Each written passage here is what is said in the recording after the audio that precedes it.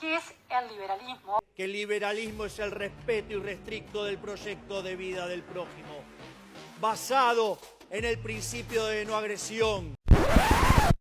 Los orígenes del término liberalismo se remontan a la antigua Roma, en la que a las actividades de los hombres libres se las llamaban artes liberales, mientras que a las actividades que no eran dignas de los hombres libres se las llamaban artes serviles. La historia del liberalismo está fuertemente vinculada con el desarrollo del capitalismo y por lo tanto con la decadencia del feudalismo. Probablemente sus principios ideológicos nacen con las cortes en los reinos cristianos peninsulares, los que hoy serían España y Portugal, durante el siglo XII, que eran reuniones en las que el pueblo también estaba representado junto con el clero y la monarquía, en los que se instauraron ciertos principios como la inviolabilidad del domicilio, la libertad del comercio y otros derechos que limitaban en cierta medida el poder de la monarquía. En Inglaterra se daría algo parecido con la Carta Magna de 1215, en la que los nobles, cansados de los abusos de los monarcas, obligaban al rey Juan sin tierra a consultarles en caso de que se le ocurra cobrar un nuevo impuesto. El poder de los nobles se fue consolidando, complejizando e institucionalizando hasta la conformación de la monarquía parlamentaria. Estos avances del poder del parlamento generaron muchos conflictos y disputas, y en este contexto surgieron distintas vertientes de pensamiento, que iban desde la negación de la existencia del infierno hasta el rechazo de la propiedad privada de la tierra, en las corrientes más radicales. Es entonces cuando surge Thomas Hobbes, que tras presenciar hechos tan sangrientos como la Revolución Inglesa y la Guerra de los 30 años, llega a la conclusión de que el hombre es malvado, que en un estado de naturaleza se daría una guerra de todos contra todos que haría imposible una convivencia pacífica. Es por esto que el hombre delega parte de su libertad a la autoridad, al Estado, al Leviatán, sea este el Parlamento o el Rey. Esto representaba un cambio enorme en términos políticos, pues siguiendo el pensamiento de Hobbes, el poder del rey no provenía de Dios, sino del pueblo. Así Hobbes inauguró el contractualismo, una corriente filosófica y política que básicamente dice que el Estado surge de un contrato social. Otro de los máximos representantes del contractualismo, John Locke, aseguraba que existían derechos naturales, el derecho a la vida, a la libertad y a la propiedad, y que la autoridad tenía la misión de preservarlos. Y si no lo hacía, el pueblo tenía el derecho de rebelarse contra el tirano. Así Locke fundaría las bases del liberalismo político.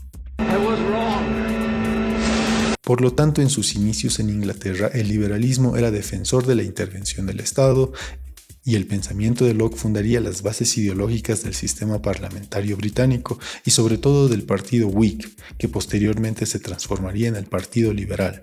Así pues, el Parlamento trataba de limitar el poder del rey, intentando también impulsar la industria y con un fuerte proteccionismo económico, con medidas que incluían la prohibición de importaciones de manufacturas, incentivos bancarios a proyectos industriales, prohibición de exportación de maquinarias y prohibición de inmigración de obreros calificados a otros países. Todas estas medidas sentarían las bases de la revolución industrial y estaban en parte influenciadas por la escuela mercantilista, que era contraria a la escuela fisiócrata, surgida en Francia e influenciada sobre todo por el pensamiento político y económico chinos.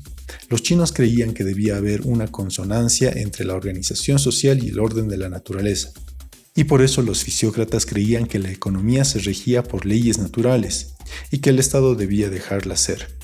En francés, laissez-faire.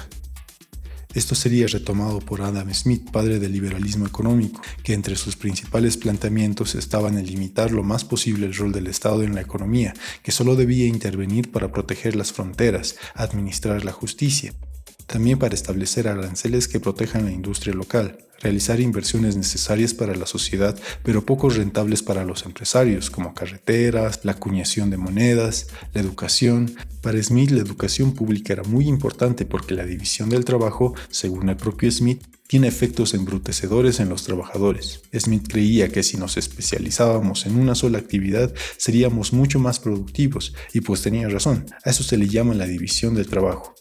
Pero hacer lo mismo una y otra vez no es especialmente enriquecedor para la mente ni para el espíritu.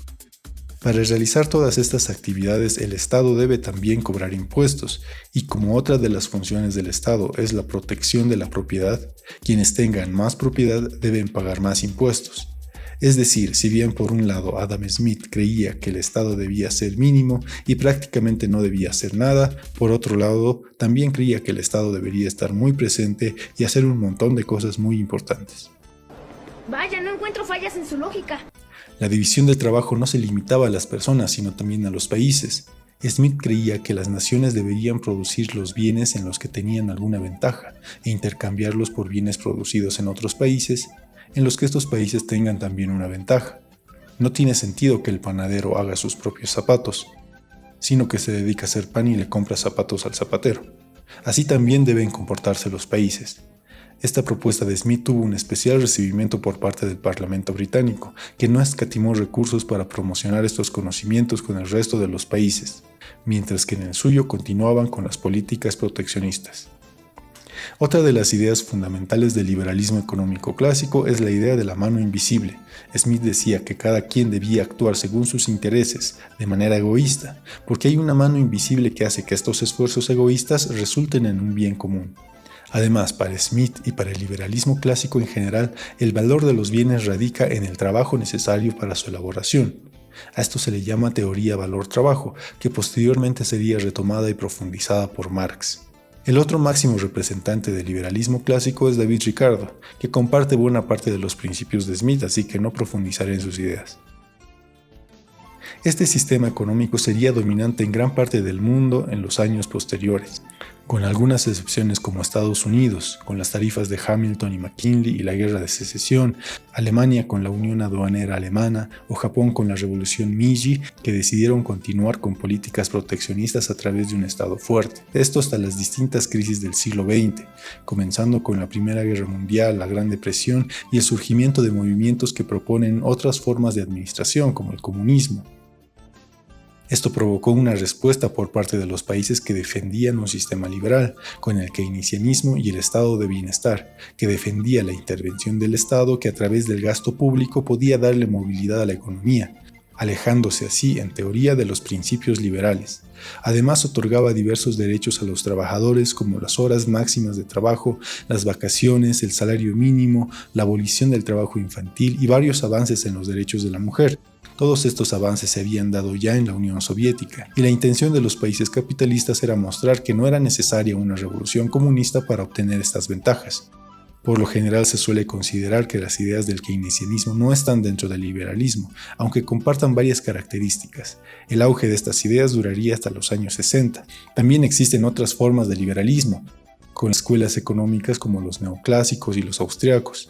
Estos son los llamados neoliberales. Y si bien muchos cuestionan el sentido de este término y prácticamente ningún economista o escuela económica se autodenomina como neoliberal, considero que existen rasgos comunes en las nuevas tendencias del liberalismo que las diferencian del liberalismo clásico y le dan sentido a la existencia del término.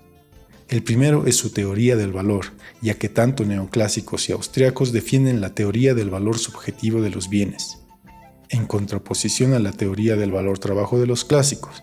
Es decir, para estas escuelas el valor de un bien está determinado en esencia por la utilidad, es decir, el grado de satisfacción que este bien provoca a una persona, por lo tanto no existe una objetividad.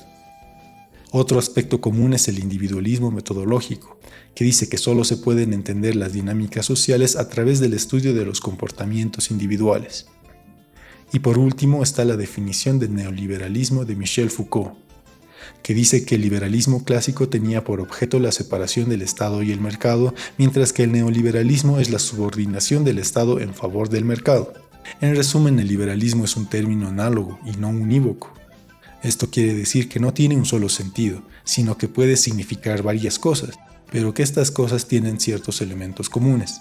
En este sentido podríamos usar la palabra liberalismo para referirnos al pensamiento de Locke y la negación del derecho divino, o la reducción del poder del Estado, o una actitud de apertura, como la ideología detrás del capitalismo, o hasta como un antónimo de conservadurismo, o la defensa de las libertades individuales. Claro que pueden existir otros pensamientos que también defiendan las libertades individuales sin ser liberales, ya que la libertad es también un término complejo de definir y que puede tener muchas acepciones y contradicciones. Además, existen diversas formas de liberalismo y algunas tienen contradicciones insalvables entre ellas. Y por supuesto, también están las definiciones que son simples fórmulas que se suelen repetir hasta vaciarles el poco sentido que tienen y que por la vaguedad de los términos utilizados terminan no significando nada. La definición es que el liberalismo es el respeto irrestricto por los proyectos de vida de otros.